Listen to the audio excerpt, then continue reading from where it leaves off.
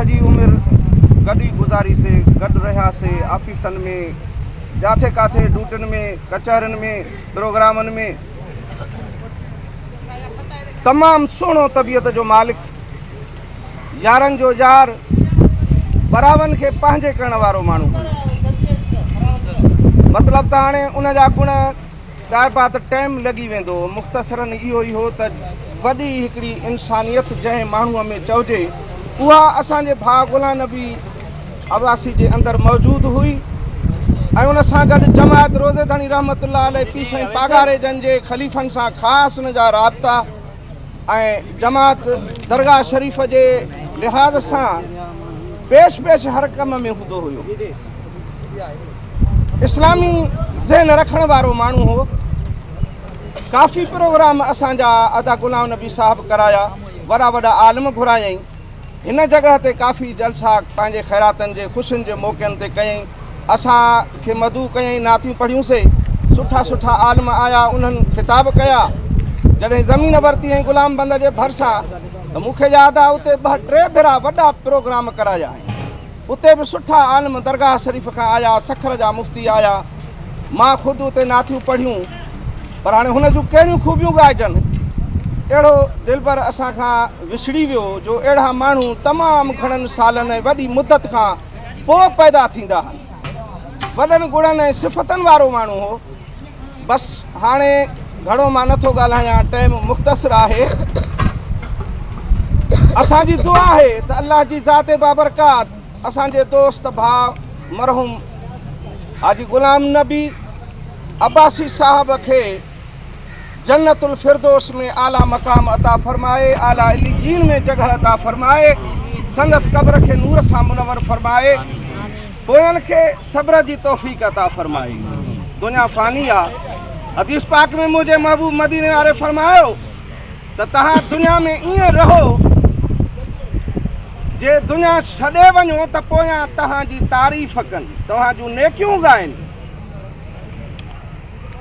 ख़ैरुकुम मन यनफ़उ नास, तव्हां में भलो माण्हू उहो आहे जंहिंमां माण्हू ॿिया माण्हू अवाम नफ़ो वठे। तव्हां में सभिनि खां भलो उहो इंसानु आहे। छो त मुस्लमान हुजणु, मोमिन हुजणु, इहे त वॾियूं सिफ़तूं आहिनि, वॾी नेकबख़्ती आहे। लेकिन इंसानियत हुजणु बि कमाल जी ॻाल्हि आहे।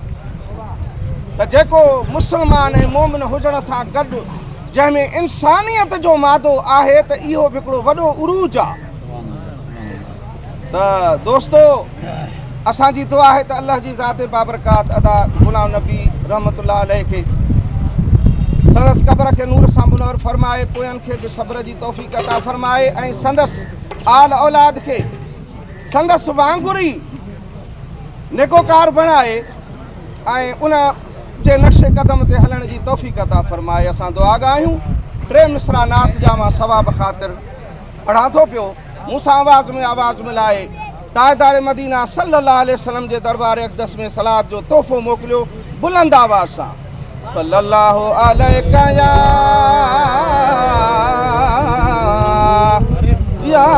रसूल अल्लाह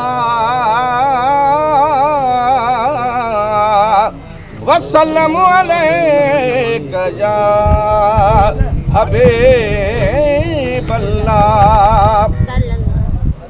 फ़कीर मौलवी अब्दुल लतीफ़ अब्बासी सिकंदरी। मां तारीफ़ कराईंदो हलां, काफ़ी नवां चेहरा बि आहिनि। असां नंढे खां वठी नात ख़ानी सां मुंसलिक ऐं रेडियनि ते टीवियुनि ते प्रोग्रामनि में हलूं पिया। सॼी ज़िंदगी इहा नेमत नसीब कई आहे मदीने वारे। ऐं अञा बि इहे ई दुआ आहे त जेके दम जीअरा आहियूं त सरकार जी सना अलाह नसीब करे। अज़ीज़ाने गिरामी, मदीने वारे सरकार सल्लल्लाहु अलैहि वसल्लम जी सना महफ़िल सना जे अंदरि मुंहिंजे महबूब फ़रमायो त जॾहिं तव्हां महफ़िलनि में वेहो, मस्जिदनि में वेहो त ए मुंहिंजा सहाबियो जन्नत जा मेवा खाईंदा कयो। साईं तवजो आहे। साहबनि अर्ज़ कयो, या रसूल अल्लाह, जन्नत अर्श ते असां फर्श ते मेवा कीअं खाऊं? पाण फ़रमायूं त जॾहिं महफ़िलनि में वेहो त सुभान अल्लाह अल्हम्दुलिल्लाह चवंदा रहंदा कयो ॼण तव्हां जन्नत जा मेवा खाई रहिया हो। छो त हिकिड़ो दफ़ो सुभान अल्लाह चवण सां अल्लाह जी ज़ात 90 भेरा नेकियूं अदा कंदो आहे।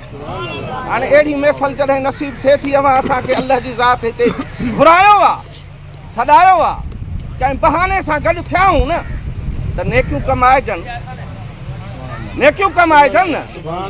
जो दम गाफिल सो दम काफ़र साकू मुर्शिद इवें फरमाया, मुर्शिद कीते कीते बुलिया हिकु पल विच चा बख़्शाया। बुला साईं तो चए त जेको दम जेको साह तव्हांजो अल्लाह जे यादि खां गाफ़िल आहे ईअं सम्झो त उहो साह उहो दम उहा घड़ी तव्हांजी कुफ्र में शामिल आहे। कमाल जूं ॻाल्हियूं आहिनि न दोस्तो। असां आया छाजे लाइ आहियूं? वमा ख़लक़तुल इंस वल जिन्न इल्ला लियअबुदून। अल्लाह जी ज़ात क़ुरान में फरमायो त असां जिन्ननि ऐं इंसाननि खे पंहिंजे इबादत जे लाइ मोकिलियो आहे। पर अफ़सोस आहे असां इंसाननि जे मथां जो असां असुलियत खे विसारे करे मादियत जे कढ लॻी पियासीं, रूहानियत विसरी वई, दीन विसरी वियो, ईमान विसरी वियो, क़ब्र विसरी वई, क़यामत विसरी वई, हवा हवस ऐं लालच लहव में पइजी वियासीं। दुनिया ईअं सम्झोसीं त हमेशह ईअं हूंदो। भेटाई थो चए त तुंहिंजो भाइयो साणे हुसो हिकु घड़ीअ जो खेल आहे। ईअं न सम्झजांइ त तूं हमेशह हिते हूंदे। चंद घड़ी आहे, चंद घड़ियूं आहिनि। अदुनिया लहबुन व लहबुन, दुनिया रांदि रूंद अथव। क़ुरान में अल्लाह जी ज़ात फरमाए। बहरहाल दुनिया मां फ़ाइदो जन वरितो, कामयाब उहे थी आहे। अदुनिया मज़रतुल आख़िरत। मुंहिंजे मदीने वारे फरमायो त दुनिया जेका हयाती अथव इहा आख़िरत जी पोख अथव। असां हिन हयातीअ लाइ अलाए छा छा था कयूं, वापार था कयूं, धंधा था कयूं ऐं आख़िरत खे विसारे छॾियोसीं। ख़बर न आहे त अलाए 20 साल हूं, अलाए 50 साल हूं, अलाए 70 100 साल। हदीस में आहे त क़यामत जे ॾींहुं बल्कि क़ब्र में मलाइक पुछा था कनि कॾहिं कंहिं इंसान खां तॾहिं ख़बर दुनिया में केतिरो रही आयो आहे। हदीस पाक में आहे त उहो जवाबु ॾींदो अगरि 100 साल बि दुनिया में रहियो आहे न त हू चवंदो त मां हिकिड़ो ॾींहुं दुनिया में रही आयो आहियां, महिरबानी हिकिड़ो ॾींहुं दुनिया में रही आयो आहियां या कुझु अधु ॾींहुं रही आयो आहियां दुनिया। त दोस्तो 100 साल ज़िंदगी मोए खां पोइ ईअं हिकु ॾींहुं नज़र थी अचे। हिकु मरण जो ॾींहुं, ॿियो ॼाइण जो ॾींहुं, 2 ॾींहं आहिनि सिर्फ़ु। बाक़ी हे जेको ई आहे न इहो सॼो कुझु। बहरहाल मां मुख़्तसर कंदुसि ॻाल्हि खे। सलात मदीने वारे ते पढ़ो हिकु दफ़ो।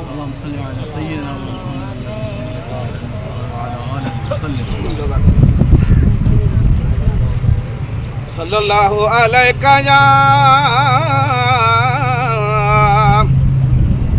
या रसूल अल्लाह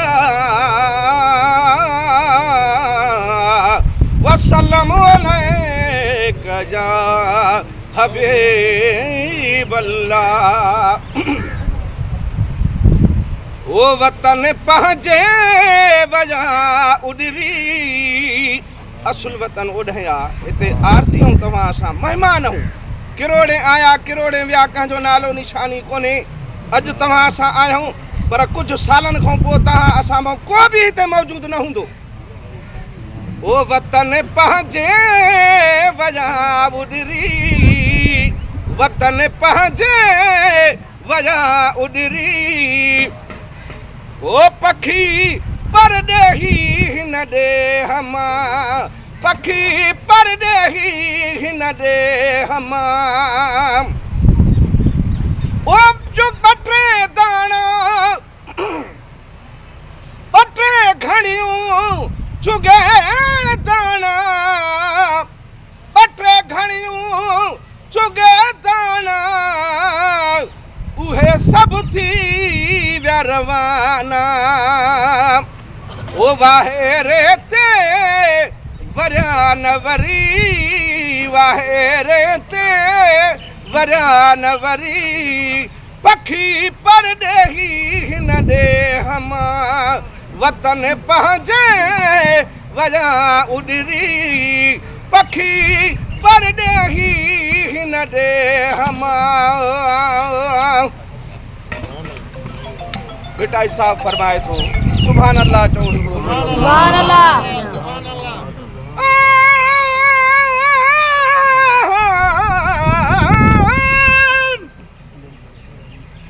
या मना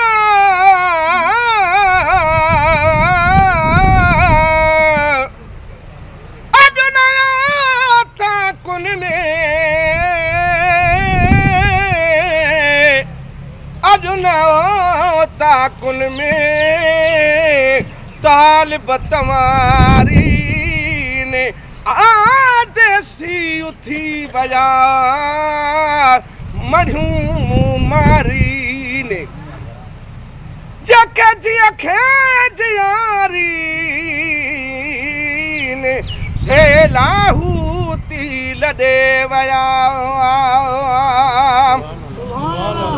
वो वतन पहुंचे वया उडरी पखी परदेही हिन दे हमार पखी परदेही हिन दे हमार अब्बासी लतीफ सारे थो पखन खे पियो पुकारे थो अब्बासी लतीफ सारे थो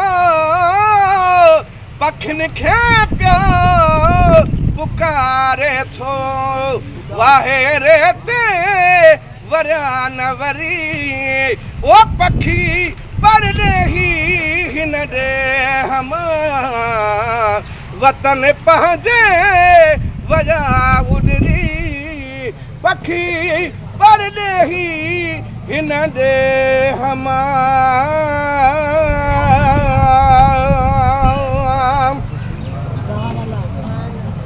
सलात शरीफ ऐं कुल शरीफ पढ़ंदा रहो थोड़ी देर में दुआ थींदी इंशाअल्लाह ताला।